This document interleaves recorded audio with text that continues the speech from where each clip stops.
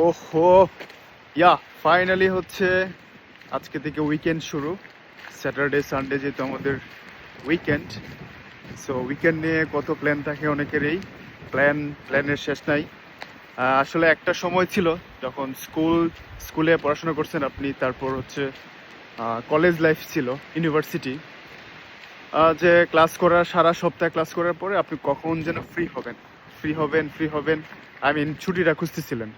তো ফাইনালি শুক্রবারের জন্য আমাদের ওয়েট করতে হইতো। তো কর্মজীবন যাদের শুরু হয় তাদেরও ভাই একই অবস্থা, যে পুরা সপ্তাহে কাজ কইরা স্যাটারডে সানডে কবে আসবে একটু রেস্ট নিব, বাসায় ঘুমাবো, লম্বা একটা ঘুম দিব, বাসায় অন্যান্য কাজ আছে ওইগুলো শেষ করব। আর ওই ঘুরে ফিরে দিন তো আবারও শুরু হয় যখন উইকডেজগুলো স্টার্ট হয়।